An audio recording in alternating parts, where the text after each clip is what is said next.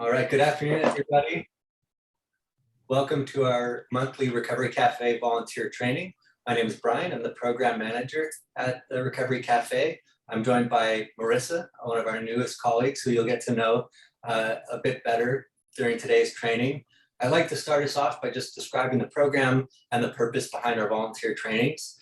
So Recovery Cafe is a program operated by Dove House. Our purpose is to build community. We believe everybody's in recovery from something. We believe everybody deserves a sense of love and belonging. And we believe that our role to support other people's recovery is by creating a space in which we can feel safe enough to build deep, authentic, lasting connections. We're not here to fix anybody, not here to tell anybody how to do their recovery, but we hope that by having this space and this community and these connections, that we can support one another along our unique recovery journeys. So we do these monthly volunteer trainings as a way to, again, develop community, to build connections with one another. But our other purposes are to learn and practice some skills that can support our recovery or the recovery of other people who come to the cafe. And thirdly, to get to know some local service providers or resources that can be helpful to us to that end. So we are, right now, it is October. We're coming up to the end of the calendar year. So we'll have this training, we'll have next month's training on motivational interviewing.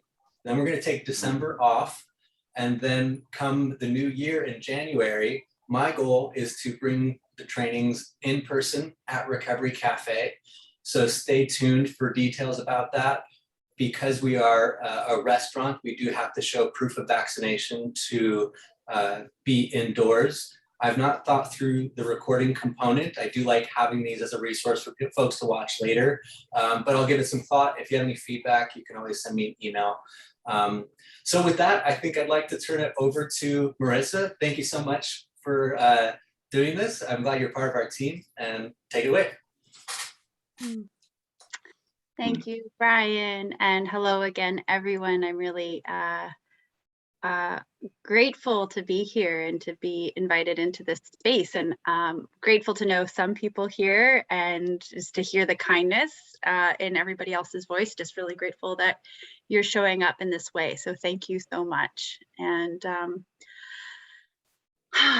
yeah, I would be happy to introduce myself, but I also really want to get to know this circle and would love to hear an introduction from everybody who feels comfortable, whether speaking and then or chatting.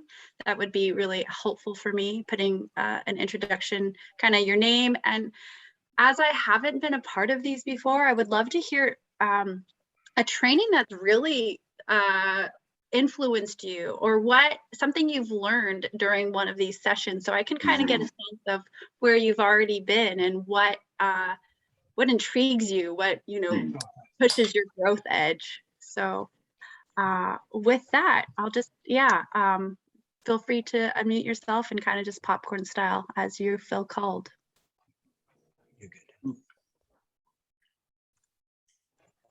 Well, I'll go if no one else will. I'll turn my video back on. I have poor internet too, so that's why I often turn the video off. My name's John Hamilton, and I'm involved with Dove House partly because I'm a veteran, have some disabilities from Vietnam, specific Agent Orange cancer and some other things which I have to deal with. And I also have learned a lot through some of the on communication skills through the trainings here. And I do some volunteer work with the Disabled American Veterans as well. We're helping other veterans get claims filed, things of that nature. So I'm reaching out that way in addition to this. And hopefully when the COVID thing gets a little calmer, I'll be able to come over and spend more time at the Dove House Recovery Cafe. I'm health-wise being careful because of the cancer. I got to watch my immune system a little bit, so I don't always come into group settings, which has been kind of nice with the Zoom meetings. I've learned a lot about how to do this electronically. It's been a great help through this process to still meet with people and learn as we go. Anyway, I'll let it go. That's why I'm here and what I do. Thank you, John, for setting us off. I'm Denise Banker, and I work at Jefferson County Public Health. I'm a coalition coordinator for Drug and Alcohol Prevention Coalition called the Empowered Teens Coalition, and we work mostly in the Chimacum School District. And I volunteer at Dove House, at Recovery Cafe as a cafe companion. And so, show up there most Thursdays. And the things that I've learned at the volunteer meetings are about communications, about boundaries, and about how hard it is to express your truth, So I think one of the models of recovery, or one of the mottos of Recovery Cafe are, healthy relationships. And so I've learned a lot about healthy relationships and about using language in a way that promotes healthy relationships. And so one of my favorite volunteer meetings was one that NAMI did, and they taught us a lot about, signs of crisis for folks who are suffering in certain ways, and that, it just was very, very helpful for me. So thanks. I hope I answered the questions. Totally. Thank you, Denise. Thank you for your share, and just welcome to those who didn't get the welcome yet. Really grateful for you to be here. My name is Marissa, and this meeting is being recorded, so you're welcome to leave your video off or turn it on if you don't mind your beautiful faces being seen by other volunteers. And the question is just a simple response to who are you, and simple, and what have you learned in a training, in a volunteer training that seems very important or has been very important to you? Is it okay if I go next? I always love following Denise because we work together. And my name is Lindsay. I coordinate the Community Prevention and Wellness Initiative, similar to Denise. So she's my cohort in the Chimacum School District, and I'm in the Port Townsend School District. And I actually have never volunteered at the Recovery Cafe, but I started attending these meetings because Denise invited me. And as you can tell, I'm kind of her groupie. And I really have enjoyed every session I've ever attended. It's been very meaningful. And one in particular, which is just what Denise was talking about, is that presentation from NAMI, and specifically what James Donaldson was sharing about for the sort of experience that men have with mental health. And that was something that I'd never really held space for before, just based on my own experience. And so I was extremely moved by that. And I ended up going and buying his book, which I think is something for me, that shows that I actually went and took some initiative from that. So that was a big deal for me. But yeah, that was a really meaningful process for me, and yeah, very, very formative. So thank you all. I'm excited to be here again. Beautiful.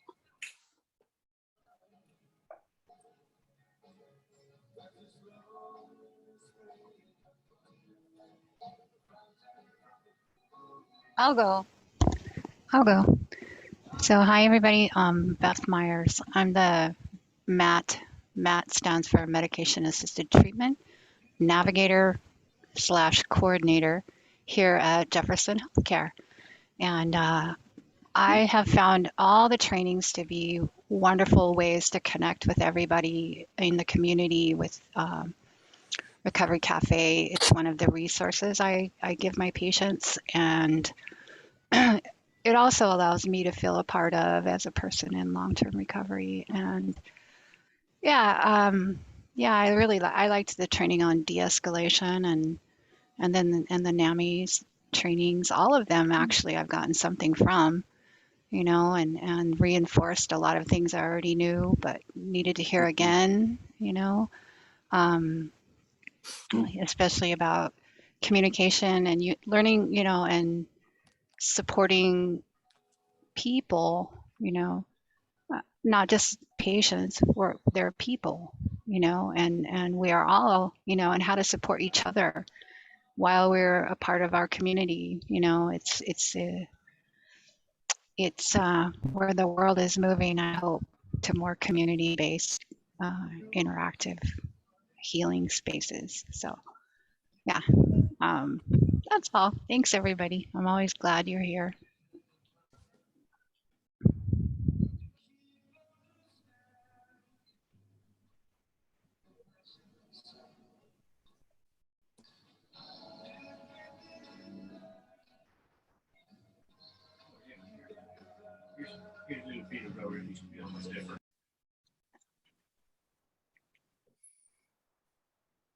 Would anybody else like to share? I'll just introduce myself. I'm Wayne Blyer, and I'm a licensed clinical social worker, and I've worked at the in the 80s and 90s at the mental health center here. And then I went overseas for 26 years and worked with children affected by armed conflict and providing, psychosocial and mental health services for war-affected children. And I've been to a few of these, but I had a conflict, so I couldn't go to many.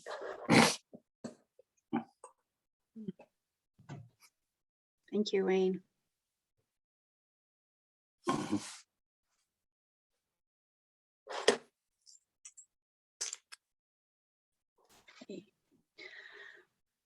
Great. Well, I can just really feel the amount of servitude that people already offer in this circle. And thank you for the many roles that you're holding and supporting our community. Thank you. And it's an honor to be here. And if you'd like to go, please do, and just interrupt me, no problem, but I'll just introduce myself. So my name is Marisa Withey Byrne, and I am an advocate at the Dove House, as well as one of the Recovery Cafe staff. I am at the desk, so front house, welcoming people and offering them, information about the cafe if it's their first time, and just making, kind of holding that welcoming piece, the entrance. And if you haven't come to the cafe, please do. It's such a beautiful sense of community and a very welcoming place. And we serve lunches at 12:30 on Thursdays and breakfasts at 10:30 on Fridays. So indoor, and outdoor seating in all weather. And I guess what I would like to share with you is that as a survivor, I'm a survivor of childhood sexual trauma, and I have been on a lifelong journey of kind of recovering my wholeness. And what does that mean? And redefining it. And I've been so blessed to have had many early teachers in my life. Some of it has been land, some of it's been I'm half Bolivian, and so the Andes, I took a one-way ticket to Buenos Aires and found myself in the Andes and spent 13 months in South America to kind of find my roots and find myself. And there I was introduced to more of a holistic way of living. And that has really set the tone of how I view my own wholeness and the offerings that I I've known since I was a young person that I also wanted to work with fellow survivors, and have found, as the path does, you don't go from A to B. It's often an A to a T to then maybe an M, and then it's a windy path often. And so on that windy path, I've served working with young folks in a nature-based program in Hawaii, and working with rites of passage. So really marking milestones of people, and especially young folks as they kind of transition into adulthood or even adolescence.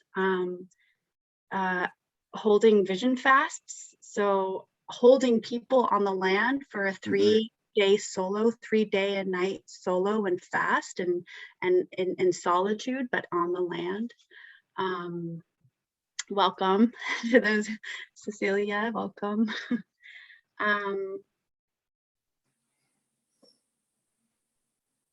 And also through sitting in circles is another way that I've really come to recover myself, feeling, learning about how to show up and ways of holding others. And so part of my work with survivors, what I call the global sexual healing revolution, I feel like there's many people in that, and I work with survivors, honoring our body, our mind, our heart, and our spirit. That's I follow like a medicine wheel type of a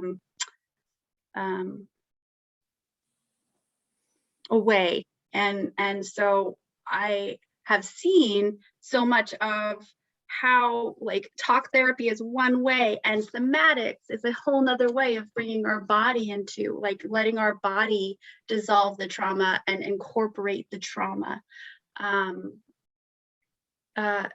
Honoring something that we are a part of, that spirit part of, like something greater than us. And then and the emotion and the heart of it, of course, getting into the sharing, the circles, the connection.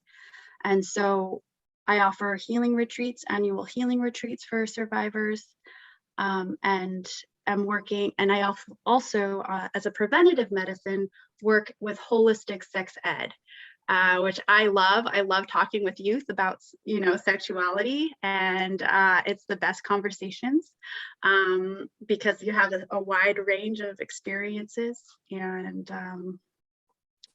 interests, and to have a safe place to speak about such things that are often not spoken of is quite a special thing. So, and in that also, I honor what it is, like our sexuality in a framing of mind, body, heart, and spirit. What are our values? What's our, where's our heart in this? What's our mind? What are we thinking of? What are the social norms that are held, that are influencing us? And our body, like our beautiful, incredible, miraculous bodies, and celebrating all aspects of that too. Yeah, so that's a little bit of my background. I guess the one other thing I will say is that I work with Restorative Justice as well, and so that's also Indigenous peacemaking circles, of where we step away from this victim, perpetrator, hero model into a place where we are all harmed by harm, and so that we can all heal together, addressing that harm in a safe place, in a circle, and within community. And so for me, like, community is so huge. It's like that's my jam. I'm all about it, and strengthening communities. And that's why I feel like such a I'm just so grateful and honored to be able to be part of the Recovery Cafe community. So and what I would like to talk about today is in rites of passage, especially as I was going through that work, I was introduced to a mentor of mine now, Gigi Coyle, and the Way of Counsel. And I have seen the power of what being in a circle, how that can really transform people. and to be truly heard, to be truly listened to, which many of you who've participated in our recovery circles have a sense of. And that's what I see in our recovery circles. And maybe I'll just kind of share, I'll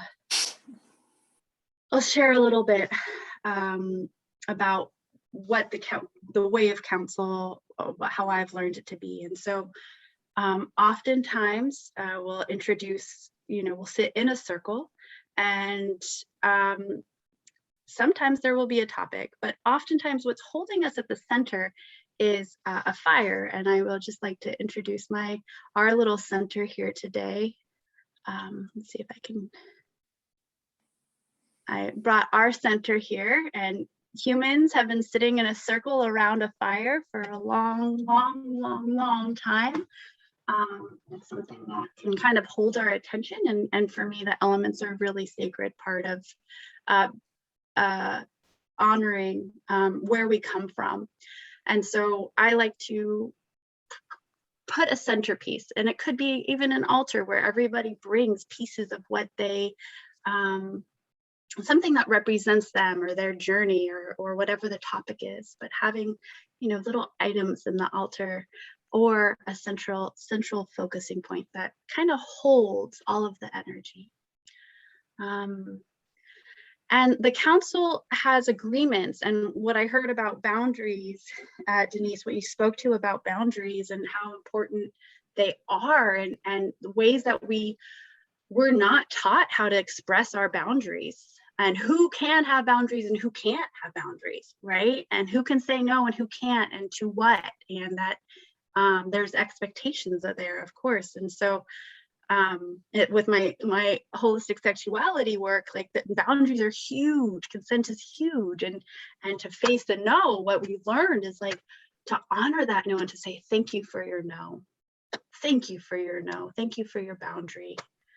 And it helps us, as a person who says that, it helps us incorporate, oh, like I can say no, too. So it's a gift both ways. Welcome, Bruce. Thank you. Sorry to be late. And Marissa, I just want to add one thing to that. When you haven't felt like you have the right to have boundaries in your life, and then you start to learn how to express a boundary or say a no,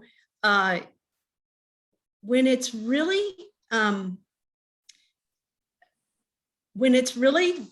not a rejection, so when a no is not a rejection, but a boundary, it is so much more difficult to express because it holds so much truth and so much love. It's not about a power differential, it's not, we aren't going to go down into Foucault, but it's not about power. It's about expressing love and protection for yourself and respect and grace for the other.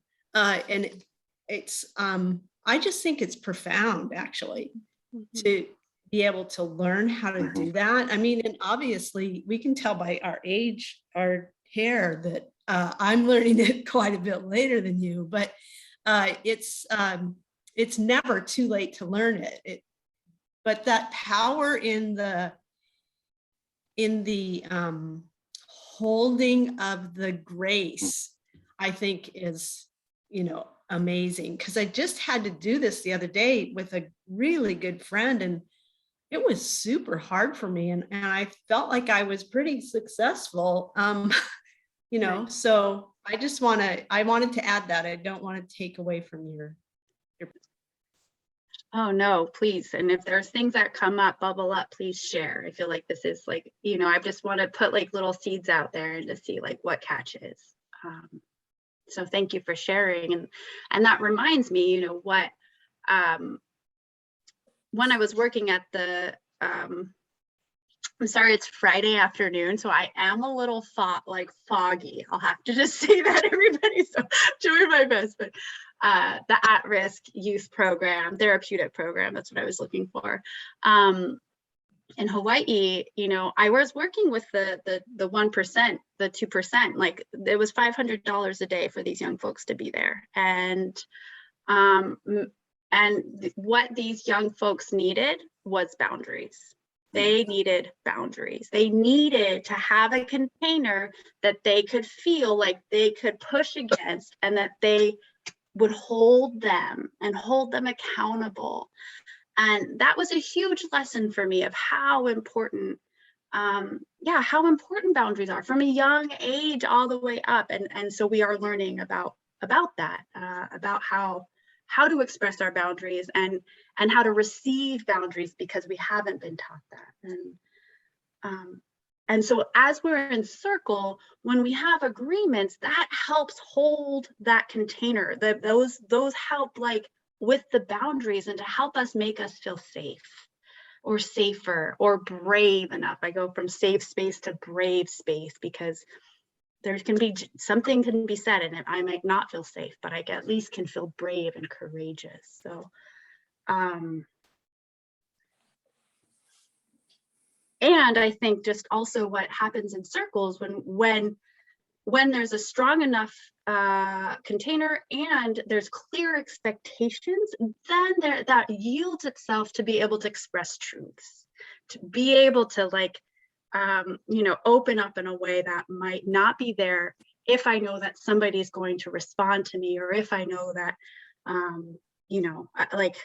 might just be able to take up my space and know it will be received. And so part of counsel, I hope, please be on this journey, not from A to B, but, we're going the journey. we're going a roundabout way. What I would like to say about any time that we engage in a service role, we can also invoke the sacred witness. And that is also just like really holding people for where they are. And like what I've heard in counsel speech is like mirroring, holding ourselves as a mirror for people, where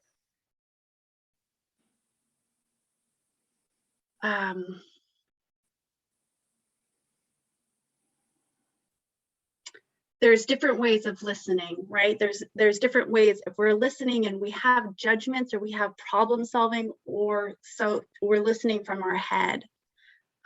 When we listen from our heart, it opens up compassion. It opens up just a deeper sense. And then I even have a teacher and a colleague, Katie Spataro, that speaks from listening from our pelvis, where you listen so deeply, because some of these stories that we hear are tragic. But it can be, we don't know when we sit in a circle what will be evoked and what will be shared. And so if we're at a place to be able to listen with our hearts open, but listen in a deep place that we don't take those stories home, it doesn't add to our burdens or baggage, but to listen from a really deep place and connected to the earth. Like our pelvis is kind of our connection point, our root chakra. It's like a way to listen really deeply and allow the stories to like influence us and to be like given back to the earth. So there's some kind of, the witness, the kind of circle. I'll speak the clear agreements in a moment. I'm just curious if there's any questions or comments that want to be made at this moment, or clarifications. I need clarification, and it was up at the beginning, and I'm sorry. I'm not familiar with the restorative justice, and you made a triangle, and I didn't know what those three were. Great. Thank you. Yeah. So oftentimes, like in my story, I can say that I very much identified with being a victim. And there was the perpetrator and there was the hero, right? And so each of those takes a point on those triangle. And we can move around the triangle between the victim to be the perpetrator, or to be the hero. Let me look it up real quick. I can't remember. Brian, are you familiar with the different words? It's the creatrix, the... Learning right along with everybody. I'm sorry, I don't. Okay, great.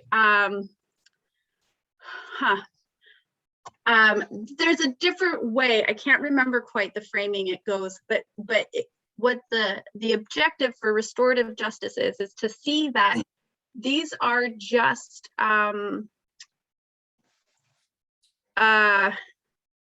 roles that don't necessarily define us, right? Because we can be a victim at any time, we can be a perpetrator. And to step out of that triangle to see, oh, wow, so we are all like the person who's caused me harm. Why did they cause me harm? What happened to them that they caused harm? They were victimized and that they caused harm to me. And to understand each other, also to understand, you know, like in our criminal system, we send people to jail or to prison for causing harm,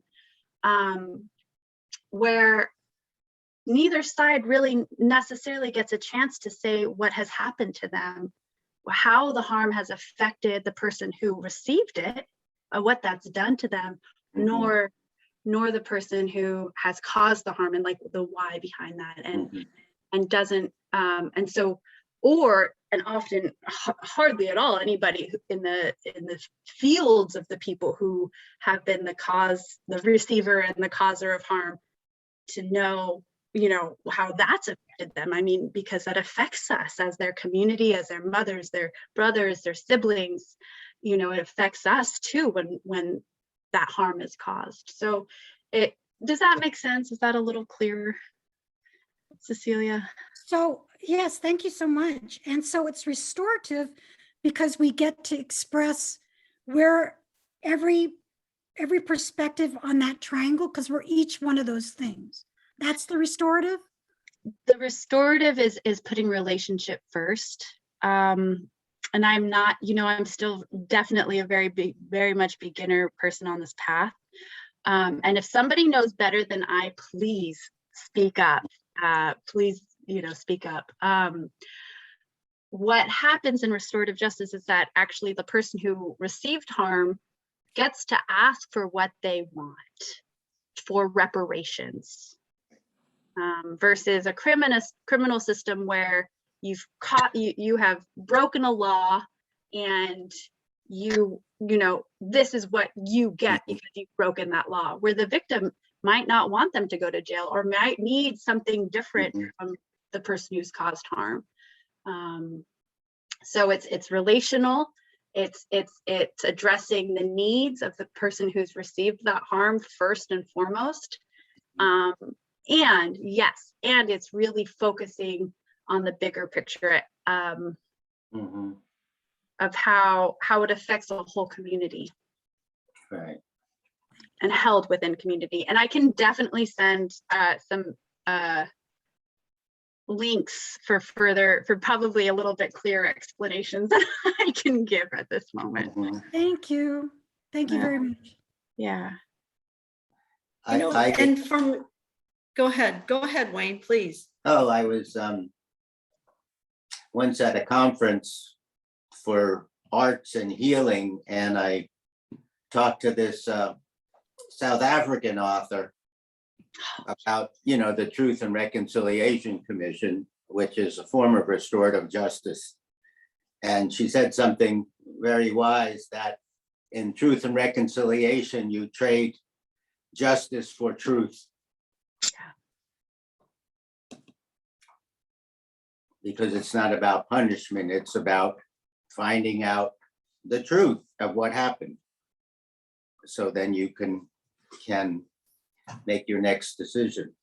But, you know, I've seen that in different countries. Unfortunately, we don't really believe in that here. And we expect, you know, other cultures to do that rather than our own, which has always been interesting to me, working in conflict situations overseas, that we expect them in a way to be better than us.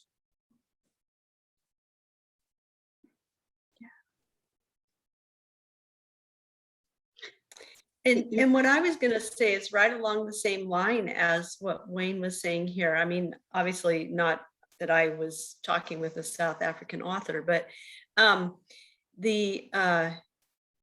where my mind went was, okay, so we have this triangle, this victim, perpetrator, hero thing going on, and we're in restorative justice, and we're trying to recognize that each one of us can play that role, that those are just roles. And so if we let's take the perpetrator and say what happened there. So as soon as you start trying to untangle this big knotted ball of string, some truth is going to come out, so like the perpetrator may not have ever had the opportunity to actually sit with Exactly. their crimes, the crimes against them, the crimes that they have had to withstand, and therefore they're acting out of, rather than being a whole person. And so then that perpetrator starts to become a person, a whole person, starts to recognize, oh, this is what's driving my thinking, this is what's driving my action, et cetera, and so on. And then if you give that opportunity to the hero, which the US quite often believes itself as the hero, and that's on a global scale, but on an individual scale, there's tons of us who believe we're heroes too. And so, you give that opportunity to the hero, you give that opportunity to the victim, you have this whole opportunity to explore those things within yourself, to explore that thing in the role that you're playing in this specific situation.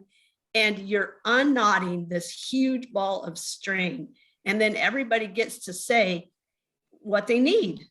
And amazingly, to have the perpetrator come to a spot where he or she can say and feel empowered in saying, out of the froth of their suffering, what they need, that's pretty dang powerful. And to have the victim and the hero there hearing that,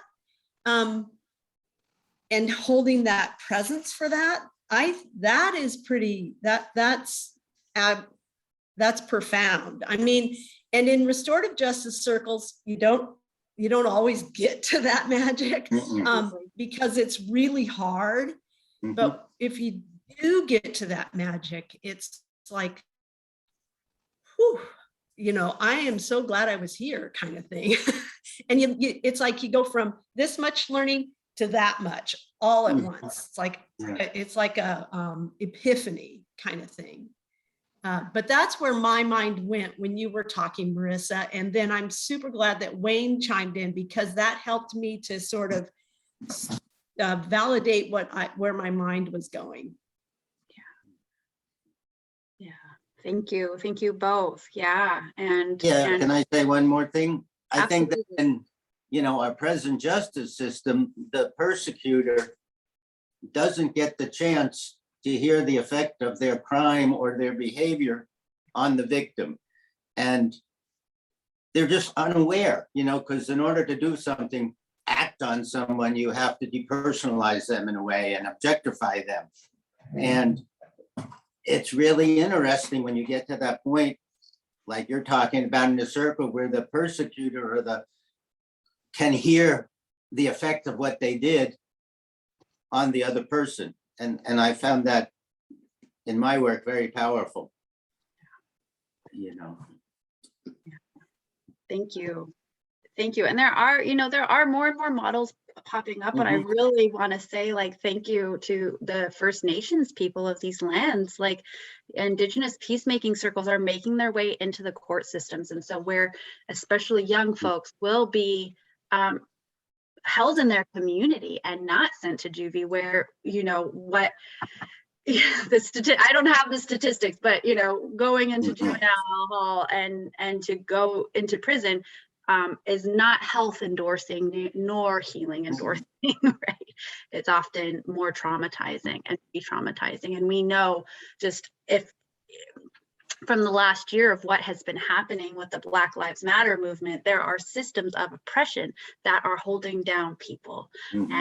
And so there are a certain amount of people who have more access to health and healing and growth and therapy and wellness. And where, you know, this restorative and transformative justice approach really acknowledges both individual histories as well as the systems that they are operating within and why somebody might have done what they've done. So yeah, thanks. That was fun. I wasn't expecting to go so deep into that, but really, thanks for that question. And welcome to those who are just joining us. We were just talking about restorative justice, and I think unless there's anything else that wants to be said, I'll move us on to kind of circle holding and counsel the way that I was taught it.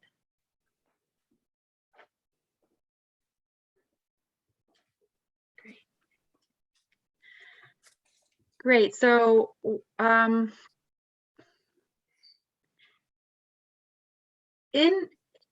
maybe I'll just invite us, actually, as we talk about somatics, just to take a breath. Remember that we're not just squares in this Zoom meeting, but we actually are people, and you can stretch if you'd like and like look away from the screen, orient yourselves. Orientation is such a huge part of being able to be present.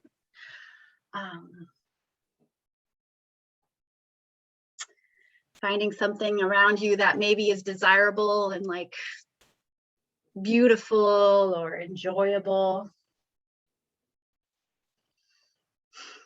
And just allowing that joy, allowing that positive effect that it has on you to just maybe feel it in a deeper way.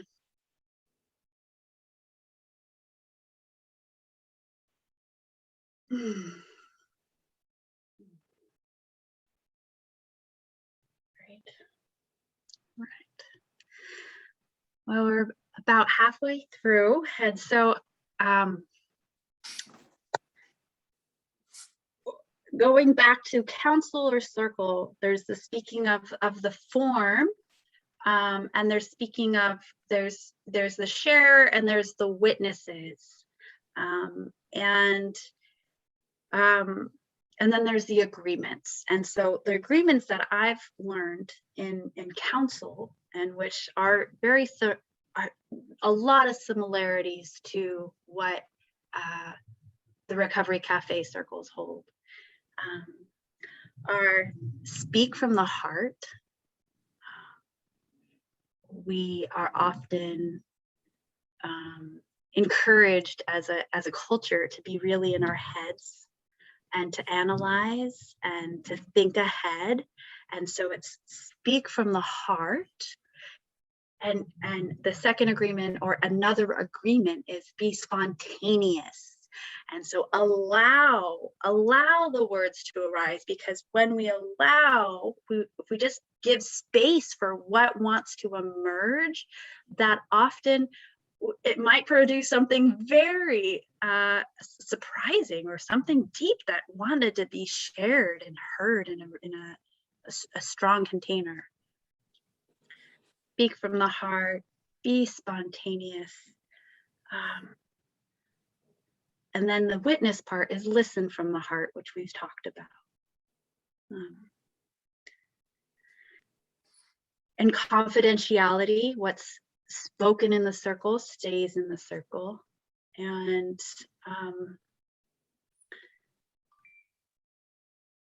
be lean of expression. And so maybe you might be familiar with the phrase, take space, make space. If you're a person who is often to like be able to jump right in, acknowledge that. And there's some of us who need a little bit of space to be able to share our words. And so That's be lean of expression, get to the heart of the matter.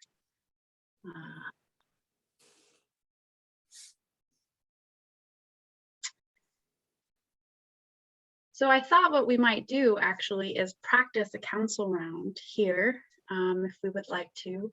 And I actually might ask that we stop the recording if we go that direction, just so that we know that whatever's spoken here is just here, because you know, we're a little familiar at least with each other's names on the box. And I'll, you know, I think setting the tone as well for a council space is really important. And so I have something that I want to read, and then I have a question that we can choose to answer, respond to or not, and then open it up for shares. Would you I like, imagine. sorry, would you like me to pause now, Marissa? In just a moment. Okay. Oftentimes, and one thing that I find is really helpful is, so that everybody does get an opportunity to share, is to like actually time people. And so I have a little bell. Can you hear that okay? Okay. So I might give everybody like 2 minutes to share. And if we really speak from our heart, then we'll know that it's it's enough, and it's real. So how does that sound? Does everybody feel, people willing to go there? Do a little sharing from the heart. I see some nods. Okay, great. All right, Brian, would you please turn off the recording? Yes. Great. Thank you so much for leading us through that, Marissa. As she said, we have, 10, 12 minutes left. And if there's any final thoughts anyone wanted to share for the sake of those of us in this virtual room together, or those who might watch later, now's a great time for that. And then at the very end, I'll let us know what to expect for the next few months for volunteer trainings.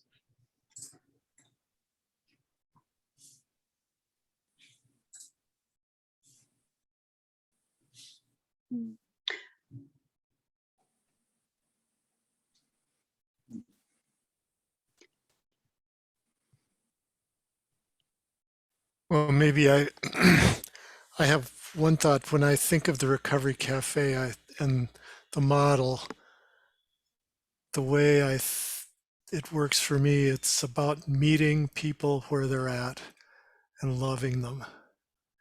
And I've really felt that today. So thank you all for being part of that.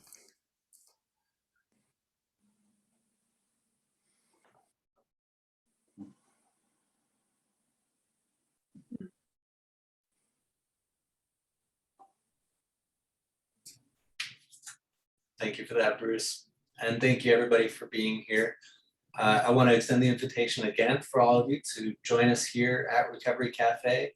We're open Thursdays. The opening hours are noon to 3. We do announcements though at 12:30.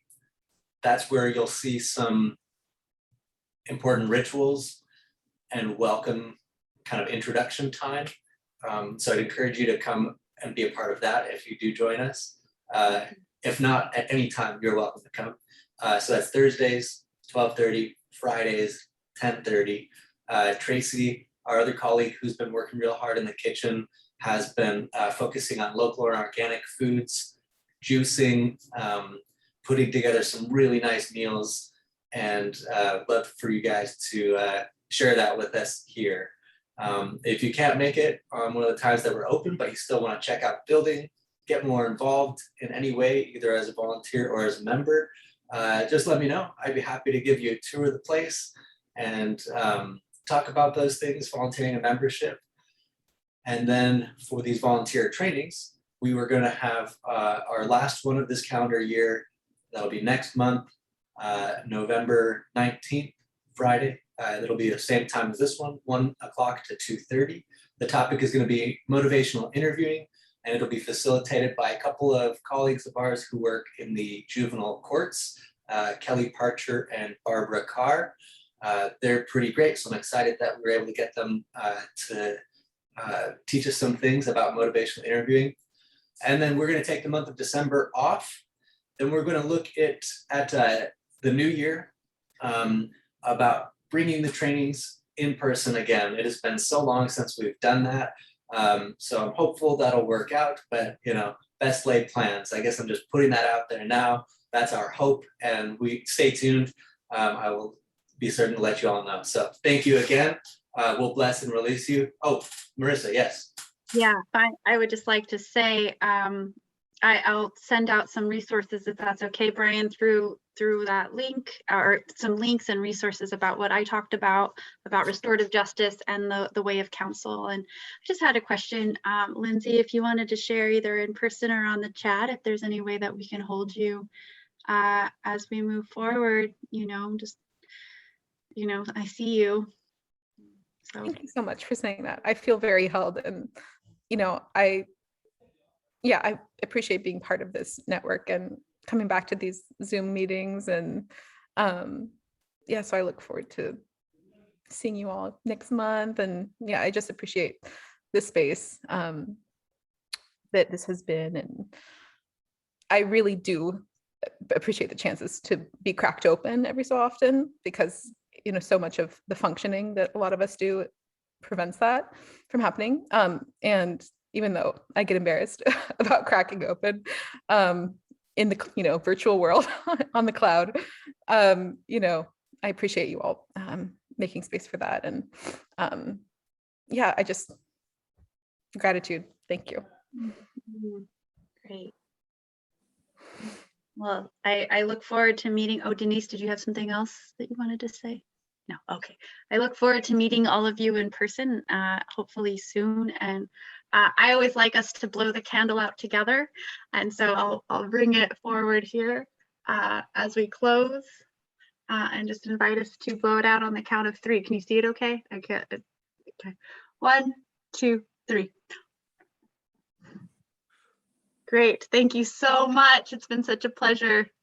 Much love to you all. Thank you, Marisa, for facilitating this month. Thanks so much, Marissa. Thank you, everybody. Thank you. Bye all. See you next Thanks, month. everyone. Bye. Bye-bye.